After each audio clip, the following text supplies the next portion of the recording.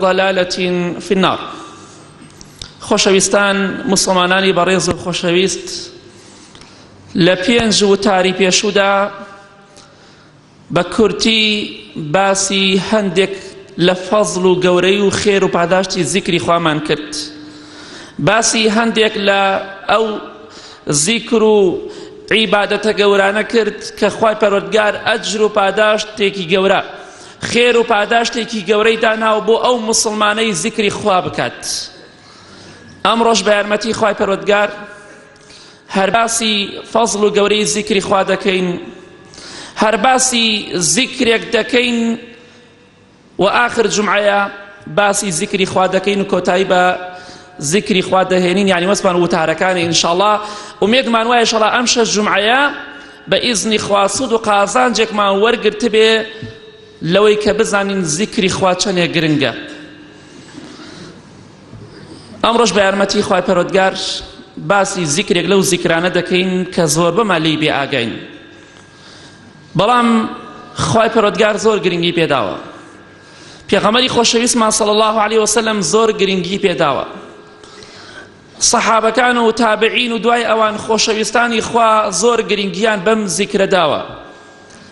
بەڵام ئێمەی ئیمان ضەعیف و ئیمان لاواز، ئێمەی شوێنکەوتووی هەوا و ئارەزووی خۆمان لە زۆربەی کاتەکاندا لە زیکرەکانی تر غافڵ و بێ ئاگا بووینە، لامەش بە هەمان شێوە.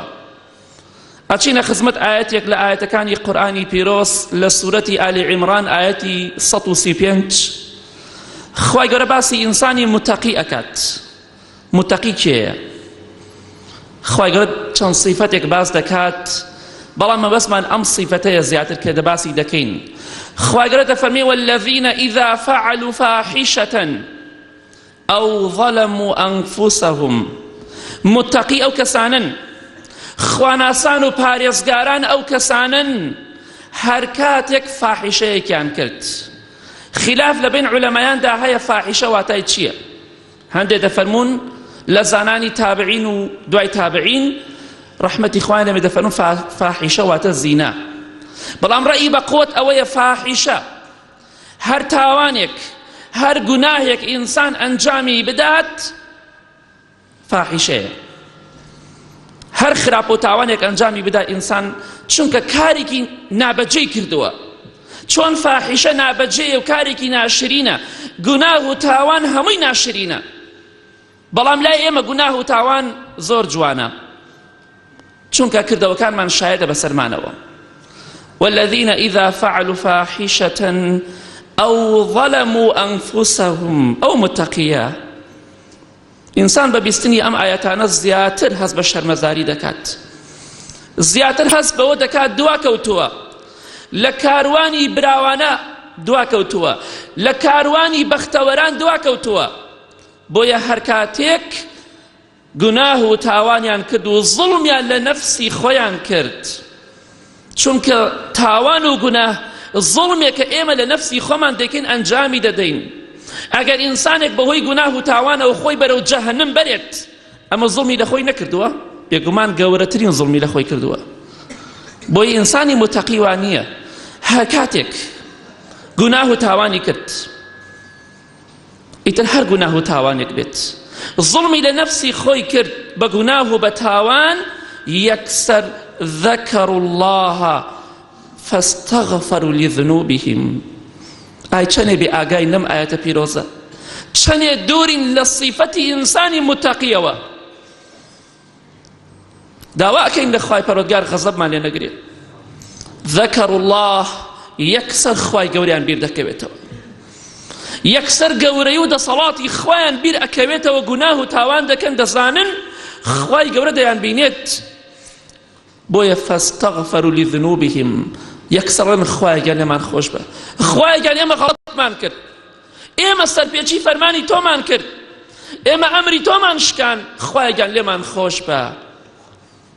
خۆزگایە ئێمە ڕۆژی خۆمان ئاوها ببینایە، لە مانگێکە ڕۆژی خۆمان ئاوها ببینایە، یەکسەر خوای گەورەمان بیر کەوتوایەتەوە، لە بیرمان نەچوایە. بۆیە پێغەمبەری خوا صلی الله علیه وسلم لە حەدیثەکەی ئیمام بوخاری مسلمدا دەفەرمێ یەکێک لەو کەسانەی کە لە ڕۆژی قیامەتە لە ژێر سێبەری عەرشی خوای پەروەردگارایە کێیە؟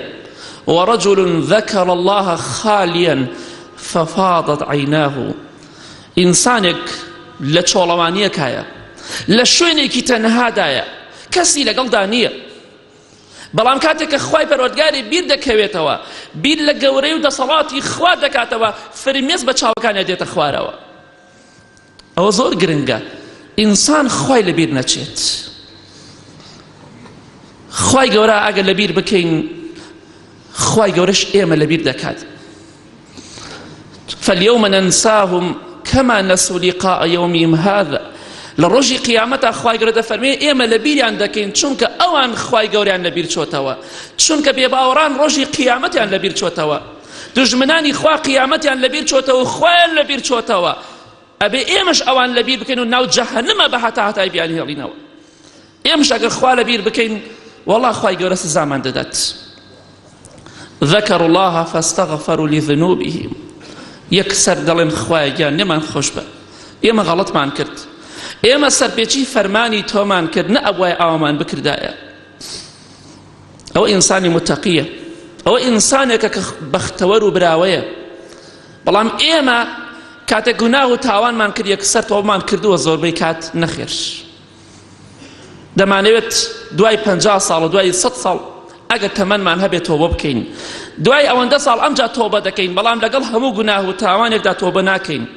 پێغەمبەری خۆشەویستمان صلی الله عليه وسلم لە حەدیثێکی صحیحدا کە لە صحیح تەرغیبدا هاتووە بژمارە 680 دەفەرمێت ما من رجل يذنب ذنبا ثم يقوم فيتطهر ثم يصلي ثم يستغفر الله إلا غفر الله له ثم قرأ والذين إذا فعلوا فاحشة أو ظلموا أنفسهم ذكروا الله فاستغفروا لذنوبهم خۆشەویست ئێمە پێغەمبەری خوا صلی الله عليه وسلم فەرمی هەر بەندەیە گوناه و تاوانێ بکات پاشان هەڵبسێ دەست نوێژێ بگرێ نوێژ بکات دوور کات نوێژ بکات و ئەمجا بڵێ خوایە گیان لێم خۆش بە ئیلا بێگومان خوای گەورە لێی خۆش دەبێت بێگومان خوا لێی خۆشە بێ چەندێک لە ئێمە لە دوای گوناه و تاوان دەست نوێژمان گرتووە و نوێژمان کردووە وەڵام ئەگەر کەسێکمان خوا ڕەحمی لێ کرد بێ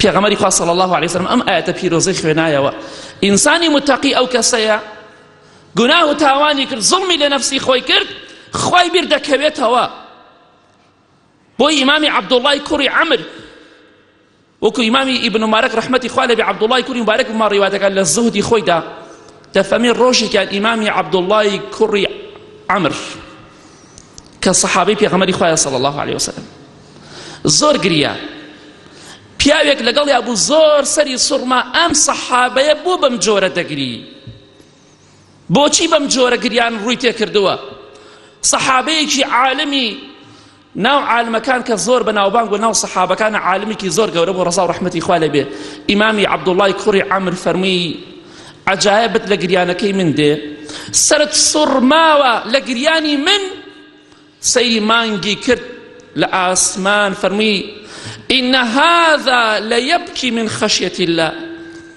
برێ بەڕێزم لات سەیر نەبێ من دەگریم ئەو مانگە لە ترسی خوا ئەگری ئەم ئەسەری صحیحە ئەو مانگە لە ترسی خوا ئەگری لات عەجایب نەبێ من ئەگریم ئەگەر مانگێ بگری لە ترسی خوا من بۆ نەگریم وإن منها لما يهبط من خشية الله لە شاخە سەختەکانەوە بەرد ئەکەوێتە خوارەوە لە ترسی خوا تەحەمل ناکە بۆ بەرزایەوە دەکەوێتە خوارەوە ئەوە ترسی خوایە ئەوە یادکردنەوەی خوایە بەردێک لە شاخێ دەکەوێتە خوارەوە لە ترسی خوا لە خوا ئەترسێ مانگێک لە ترسی خوا ئەگری بەڵام من و تۆ کواوین ئەوە زۆر گرنگە ئینسان بە بیستنی ئەمایەتانە سوێن بەخوا شەرمەزاری و خەجاڵەتی و ڕوڕەشی ڕووی تێئەکات ئەوە خۆشەویستانی خوا ئاوەها بوون متەقیەکان ئاوهان ذەکەروا الله فاستغفروا لذنوبهم یەکسەر داوای لێخۆشبوون لە خواکەن ئەزانن ئیشەکەیان کارێکی خراپە خوای گەورە دەفەرمێ ومن يغفر الذنوب إلا الله غیری خوای پەروەردگار کێ هەیە لە گوناهی خەڵکی خۆش بێ کێ هەیە گوناهی خەڵکی بپۆشێ کەس نییە. کەس ناتوانێت گوناهی خەڵکی بپۆشێ، کەس ناتوانێت لە خەڵکی خۆش بێ. بەڵام خوای گەورە دەفەرمێ وەلەم یوصروا على ما فعلوا وهم يعلمون. ئەوان بەردەوام نابن لەسەر گوناه و تاوان، چونکە دەزانن ئەمە گوناه و تاوانە، چونکە دەزانن ئەمە سەرنجامی قیامەتێکی سەختە. بۆیە هەر کاتێ علم و زانیاریت هەبوو زیاتر لە خوا نزیکە بی. بۆچی عولەما لە هەموو کەسێک زیاتر لە خوا ئەترسن؟ ئینەما یەخشى الله من عیباده العولەما. خوای گەورە دەفەرمێ عولەماکان زۆر لە خوا ئەترسن چونکە خوا ناسیوە. ئینسان هەتا زیاتر خوا بناسێ زیاتر ترس و خەوف دای ئەگرێت. ومن يغفر الذنوب إلا الله ولم يصروا على ما فعلوا وهم يعلمون. متقی ئەوەیە هەر کاتێک گوناه و تاوانی کرد خوای پەروەردگاری بیر دەکەوێتەوە تۆبە دەکات، داوا ئەکات لە خوای پەروەردگار لە گوناهەکانی خۆش بێ. بەڵام کێش هەیە غێری خوای پەروەردگار لە گوناه و تاوان خۆش بێ؟ متقی ئەو کەسەیە لەسەر تاوان و گوناه بەردەوام نابێت. ئەوە متقیە. ئەوە متقی نییە خۆی سافیرە کردووە و لە بازاڕەکاندا دەگەڕێ. ئەوە متقی نییە. ئەو پیاوە، ئەو باوکە، ئەو مێردە کچەکەی خۆی دەبینێت، خێزانەکەی خۆی دەبینێ بە شێوەیەکی ناشەرعی جلوبەرگێکی لەبەر کردووە، ئەمیش بەردەوام ناڵێ بۆ وا دەکەی، نەسیحەت و ئامۆژگاری ناکات. ئەو بەردەوامە لەسەر گوناه و تاوان. باوک و مێردەکەشی خراپە و تاوان دڵەکەی ڕەش کردووە، بۆیە ئامادەیە هەموو خراپەی لەسەر خێزانەکەی و کچەکەی ئیقرار بکە و دانی پیا بنێت. بەڵام ئەوە متەقی نییە. با شەو نوێژ بکە، مام حاجیگیان، خاڵۆگیان، برای بەڕێزم، مامۆستا فڵان، کاک فڵان کەس، دکتۆر فڵان کەس، شەو نوێژ مەکە و با خێزانەکەت پۆشتە بێ، با کچەکەت پۆشتە بێ. خاڵۆگیان کچەکەت بە سافیرەی مەدە بە شوو. بۆ خۆ ئەوانەی کە شوو دەکەن زۆربەیان باوکیان بە تەمەنە، ڕۆژێکیان بینیوە ئافرەت پۆشتە بووە، بەڵام بۆ ئەمڕۆ کچەکەت بە پۆشتەی نادەی بە شوو. ولم يصروا على ما فعلوا وهم يعلمون. ئینسانی متقی لەسەر خراپە بەردەوام نابێ، کۆتایی بە خراپە دەهێنێ. بەڵام ئێمە کو ئاواین؟ پێغەمبەری خوا دەفەرمێ صلی الله عليه وسلم لە حەدیثێکی صحیحدا کە لە صحیحە هاتووە بە ژمارە 4482 دەفەرمێ ويل للمصرين الذين يصرون على ما فعلوا وهم يعلمون. ويل بۆ کەسانە بێ، تیاچون و دۆزەخ بۆ ئەو کەسانە بێ بەردەوامن لەسەر خراپە و تاوان دەش زانن ئەمە خراپە و تاوانە. وەیل و تیاچون بۆ ئافرەتە سافیرانە بێ بەردەوامن لەسەر خراپە و تاوانی خۆیان. تیاچون بۆ ئەو کەسانە بێ مەشروب بەخۆن و زینا دەکەن و بەدڕەوشتی دەکەن، دەش زانن ئەمە کارێکی خراپە و خیانەت و ناپاکیە بەرامبەر بە خەڵکی ئەنجامی ئەدەن. ئەگەر پێمان خۆشە متەقی بین بڕۆینە بەهەشتەوە، خوا بەهەشتی بۆ ئینسانی متەقی داناوە. دیبا لەسەر گوناه و تاوان بەردەوام نەبین. بۆیە دایکی ئیمانداران عایشەی خێزانی پێغەمبەری خوا صلی الله عليه وسلم لە حەدیثێکی صحیحدا کە لە صحیحە هاتەوە بە ژمارە 2775 دەفەرمێت کاتێک کە پێغەمبەری خوا صلی الله عليه وسلم تووشی ئەو نەخۆشیە بوو کە تیایدا وەفاتی کرد. ئەفەرمێ ئەخەذت بيده، دەستی پێغەمبەری خوام گرت صلی الله عليه وسلم لەو نەخۆشەی کە تیایدا وەفاتی کرد. بەڵام ئەفەرمێ نەخۆشیەکەی زۆر قورس بوو، زۆر لەسەری گران بوو، تایەکی زۆر پێغەمبەری خوای صلی الله عليه وسلم داگرت، سەرئێشەیەکی سەختی توش بوو پێغەمبەری خوا صلی الله عليه وسلم. ئەفەرمێ دەستیم گرت هەندێک دوعام بەسەریا خوێنە. ئەفەرمێ فنزع يده من يدي، پێغەمبەری خوا صلی الله عليه وسلم دەستی لە دەستم کردەوە. ئەمجا فەرمی اللهم اغفر لي.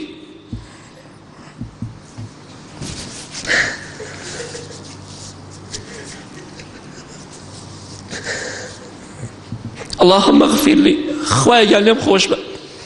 کێوە دەڵێ؟ پێغەمبەری خوا صلی الله عليه وسلم دەفەرمێ خوایە لێم خۆش بە، خوایە لە گوناهەکانم خۆش بە. وألحقني بالرفيق الأعلى، خوايا بمگەێنی بە مەلایکە بەڕێزەکان و بە پێغەمبەران سەلامی خوایان لەسەر بێ.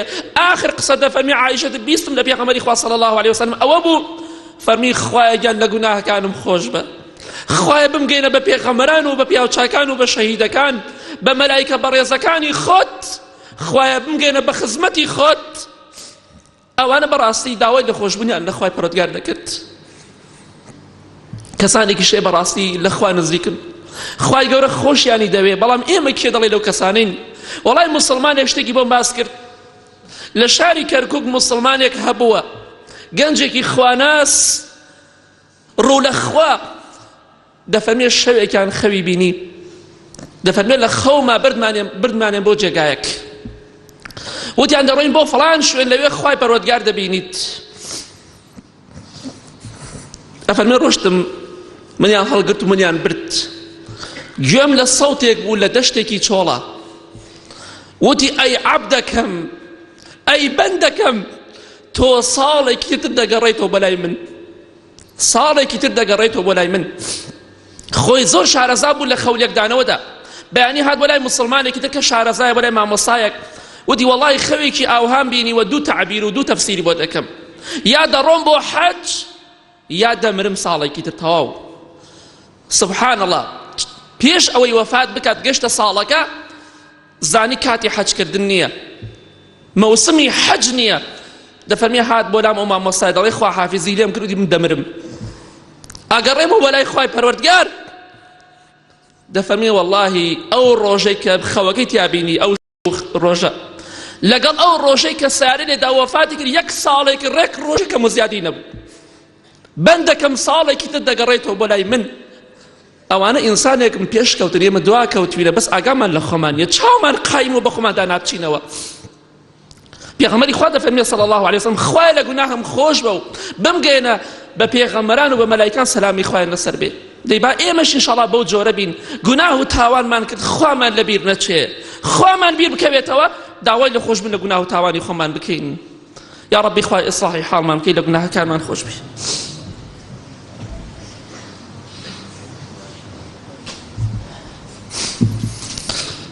الحمد لله رب العالمين والصلاة والسلام على سيد المرسلين وآله وصحبه أجمعين ومن تبعهم بإحسان إلى يوم الدين اللهم صل على محمد وعلى آل محمد كما صليت على إبراهيم وعلى آل إبراهيم إنك حميد مجيد اللهم بارك على محمد وعلى آل محمد كما باركت على إبراهيم وعلى آل إبراهيم إنك حميد مجيد لحديثك صحيح كلا صحيحة هاتو بجمارة 556 هاولي خوشويستي بيغمري خواه صلى الله عليه وسلم إمامي عبد الله كوري عمري كوري خطاب رضاي خواه پردگار لسر خوي باوكي بدا فرميت إن كنا لنعد لرسول الله صلى الله عليه وسلم في المجلس يقول رب اغفر لي وتب علي إنك أنت التواب الغفور 100 مرة بزعني إيما وهاين إنسان متقي بيغمري خواه صلى الله عليه وسلم دەفەرمێ ئێمە لەم هەموو مەجلیسێکە لە هەموو دانیشتنێکە لەگەڵ پێغەمبەری خوادا صلی الله عليه وسلم کە دائەنیشتین 100 جار دەمانژمارد پێغەمبەری خوا دەیفەرموو صلی الله عليه وسلم رب اغفر لي خوایە گیان لێم خۆش بە پەروەردگارم وتوب علي تۆبەشم لێ قبوڵ کە کەسێک وا دەڵێ صلی الله عليه وسلم بەڕێزترین ئادەمی زادە لەسەر زەویە خۆشەویستترین بەندەی خوا کە پێغەمبەری خوایە صلی الله عليه وسلم 100 جار لە یەک مەجلیسێکە دەفەرمێ خوایە گیان لێم خۆش بە و تۆبەم لێ قبوڵ کە چونکە ئینەکە ئەنتە التەواب الغەفور خوای گیان تۆ تۆبەی بەندەکان بە بەردەوامی قبوڵ دەکەی و تۆ تاوان پۆشی خوا تاوانی من پۆشە ئەو پێغەمبەری خوایە صلی الله عليه وسلم ئەوە قدوەی ئێمەیە ئەو مامۆستای ئێمەیە چ کەسێکمان لە مەجلیسێکە 4 جار وتمان ئەستەغفر الله أو سنته رب اغفر لي وتوب علي إنك أنت التواب الغفور ليك مجلسك بيغمري خواه صلى الله عليه وسلم 100 جار دل خواه جانم خوش وتوبم بقبولك بل بيغمري خواه صلى الله عليه وسلم لحديثك صحيح داتوا كلا صحيحية بجمار 2603 يكي للصحابة كاني أنصاري كان كناوي نهات ولا حديثك أفرمي بياويكي أنصاري صحابش همي سيقن اگر ناوي شي نهات بي حديث كان ين قبوله رضا ورحمه اخواننا بلا علماء حديث كباس يكن افرمي سمعت رسول الله صلى الله عليه وسلم يقول في دبر صلاتي اللهم اغفر لي وتب علي إنك أنت التواب الغفور 100 مرة.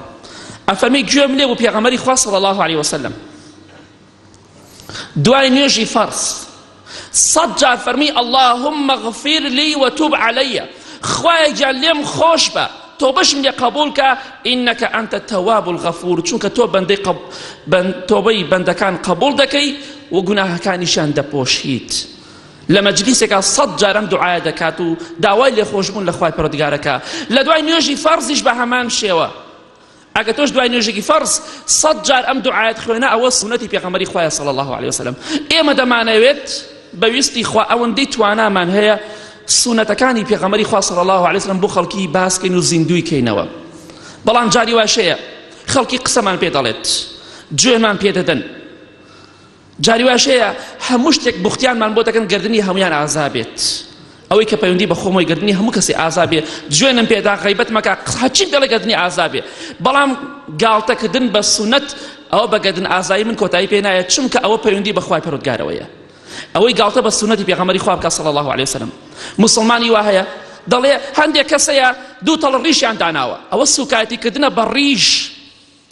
ئەی نەکبەت، ئەی ماڵ وێران، تۆ دەی بۆ مزگەوت نوێژەکەی دوو تەڵ ڕیشی چی؟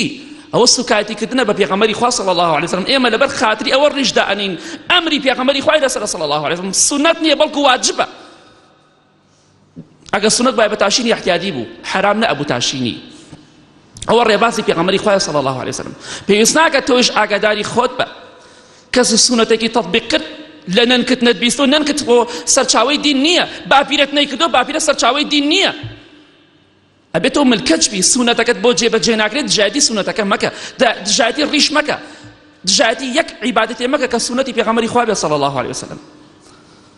ئەوە سونەتە، ئەمانەیە سونەت بۆ خەڵکی زیندوو بکەین و بەویستی خوا. بەڵام هەر کەسێکیش بێ سونەت زیندوو بکاتەوە، وەڵڵای کەسانێکی زۆر دژایەتیەکەن. بەڵام ئەوەش جێگەی شانازیە ئەگەر دژایەتی تۆ کرا.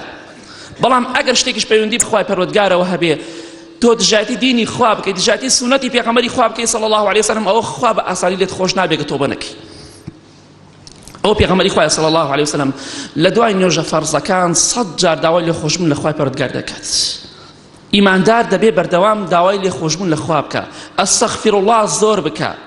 ئیمامی عەبدوڵڵای کوڕی عومەر ڕەزا و ڕەحمەتی خوای لێ بێ، ئەوە باسمان کرد ئیمامی عەبدوڵڵای کوڕی عەمر چۆن لە ترسی خوا دەگریا. ئیمامی عەبدوڵڵای کوڕی عومەریش دەفەرمێ ڕەزا و ڕەحمەتی خوای لێ بێت، ئەفەرمێ کاتێک کە باوکم لێی درا بریندار کرا لە سەرەمەرگا بوو، شیرماندا پێی، شیرەکە لە ناوسکی دەرچۆ دەرەوە، چونکە زۆر بە توندی پێکابووی. ئەو دوژمنی خوایە ئەبوو لؤلؤەی مەجووسی ئاگرپەرست ئەمەندە بە سەختی دای لە ئیمامی عومەر ڕیخۆڵەکانی بچڕی بوو. ئیمامی عومەر ڕەزا و ڕەحمەتی خوای لێ بێ لە سەرەمەرگا بوو، فەرمێ وتی کوڕەکەم، ئەی عەبدوڵڵای کوڕم، سەری لەسەر ڕانی عەبدوڵڵای کوڕی بوو، سەری ئیمامی عومەری خستووە سەر ڕانی خۆی، فەرمی ڕۆڵە گیان سەرم دانێ سەر خۆڵەکە. ئەفەرمی بە قسەیم نەکرد، جاری دووەمیش پێی وتم سەرم دانێ سەر خۆڵەکە با لەسەر ڕانی تۆ نەبێ. ئەفەرمیتم احتیمالێ باوکم زۆر ئاگای لە خۆی نەمابێت چونکە بە سەختی بریندار بووە. ئەفەرمی جاری سێم فەرمووی دایکت نەمێنێ، دایکت بمرێ، سەرم دانێ سەر خۆڵەکە. ئەفەرمێ سەریم داناوە سەر خۆڵەکە. ئیمامی عومەر قسەی دەکرد بەڵام لێ تێنە ئەگەیشتم، فرمێز بە چاویا هات بۆ خوارەوە، خۆڵەکەی ژێر سەری خۆی کردو بە قوڕ بە فرمێسکی چاوەکانی. ئەفەرمێت گوێی خۆ من نزیک کردەوە بزانم باوکم چی دەڵێ لە سەرەمەرگا. دەیفەرموو وەیل بۆ خۆت ئەی عومەری کوڕی خەتاب، وەیل بۆ دایکشت ئەگەر خوا ڕەحم لێ نەکات، ئەگەر خوا لێت خۆش نەبێ وەیل بۆ خۆت و دایکیشت. ئەوەی ئینسانی ئیماندارە، ئەوە متەقیە. واللهی بەس شەرمەزاریمان بۆ ئەمێنێتی شتمان بۆ نامێنێتەوە. با لە کۆتاییدا ئاگامان لە خۆمان بێت. لە کۆتایی ئەم شەش جومعەدا با زیکری خوامان کرد، با زیکری خوامان لە یاد نەچێ، بەڵکو خوا لە بیرمان نەکات. هەر کەسێک زیکری خوا بکە بە بەردەوامی، ئەوە ئینشاءڵڵا جێگای بەهەشتە، خوای گەورە لی ڕازی دەبێ، خوای گەورە نیعمەتی خۆی دەڕژێنێ بەسەریدا. جا ئینسانی متەقی ئەو کەسەیە صفەتی ئینسانی متەقی ئەو کەسێ گوناه و تاوانی کرد یەکسەر پەشیمان دەبێتەوە. یەکێ لە پیاوچاکان ئیمامی سەعیدی کوڕی عەبدولعەزیز، ئەم ئیمامی سەعیدە ڕەحمەتی خوای لێبێ، هەر کاتێ نوێژێ جەماعەتی بفەوتە دەستێ کرد بە گریان، یەکسەر ئەگریا. دەیزانی خەسارەتی کردووە، گەورەی شتێکی گەورەی لە دەست چووە. ئینسانی متەقی دەبێ بەو جۆرە بێ، بەردەوام داوای لە خۆشبوون لە خوای پەروەردگار بکە. بۆیە پێغەمبەری خوا دەفەرمێ صلی الله علیه وسلم هەر کەسێ پێی خۆشە لە ڕۆژی قیامەتە نامەی کردەوەکانی دڵی خۆشکە، لە ڕۆژی قیامەتە دڵی خۆش بێ با زۆر ئەستەغفیرڵڵاه بکاتە ناو نامەی کردەوەکانیەوە. طوبى لمن وجد في صحيفته استغفارا كثيرا. خۆشبەختی و بەختەوەری بۆ کەسە بێ پێغەمبەری خوا دەفەرمێ صلی الله علیه وسلم لە ڕۆژی قیامەتە لە ناو نامەی کردەوەکانی خۆیدا ئەستەغفیرڵڵاهێکی زۆری بینیوە. پێغەمبەری خوا صلی الله علیه وسلم دەفەرمێ من جاری وا هەیە بێئاگایی دێ بەسەر دڵما، واتە بۆ منە جاری وایە چەند دەقەیە ذکری خوا ناکەم. لە صحیح مسلم داهاتووە إنه ليغان على قلبي وإني لأستغفر الله في اليوم 100 مرة. هر کاتێک بێئاگایی بەهات بەسەر دڵما و چەند دەقەی لە ذکری خوا دوور کەوتمەوە بۆی هەندێک هۆکار و سەبەبەوە، ئەفەرمێ یەکسەر 100 جار دەڵێم ئەستەغفر الله. خوایە من چەند دەقەی لە ذکری تۆ غافڵ بووم، چەند دەقەی لە ذکری تۆ بێئاگا بووم. ئەوە ئینسانی متەقیە صلی الله علیه وسلم. ئەگەر چەند دەقەی لە ذکری خوا بێئاگا بێ یەکسەر ئەستەغفیرڵڵاه دەکا و 100 جار دەڵێ خوایە لێم خۆش بە لەبەر ئەوەی ئەوەندە دەقە ذکری تۆم نەکرد بەهۆی مەشغوڵێتەوە بۆ شتێکەوە. ئەوە ئینسانی ئیماندار و متەقیە. ئێمەش پێویستمان بەوەیە زیاتر بە خۆمان دابچینەوە، زیاتر قیامەتی خۆمان لەبیر بێ، پێمان خۆشە بەهەشتی بین، پێمان خۆشە متەقی بین، با ذکری خوا بکەین، ئەستەغفیرڵڵاه زۆر بکەین، بەردەوام ئەستەغفیرڵڵاه بکەین. ئەگەر پێغەمبەری خوا صلی الله علیه وسلم پێویستی باوە بێ ئەستەغفیرڵڵاه بکە بەلایانی کەمەوە 100 جار، ئەی باشە ئێمە پێویستمان بە چەند هەزار ئەستەغفیرڵڵاه هەیە؟ ئێمە تاوانبار و دڵڕەش و گوناهبار و دڵڕەق، والله زۆر پێویستمان بە ذکری خوایە. بەڵام ئێمە وامان لێ هاتووە پەنا بەخوا زۆر بەمان وەکو منافقمان لێ هاتووە ولا يذكرون الله إلا قليلا، زۆر بەکەمی ذکری خوا دەکەین. ئەوە صفەتی ئینسانی متەقی ئەوەیە ذکری خوا زۆر بکە. اللهم اغفر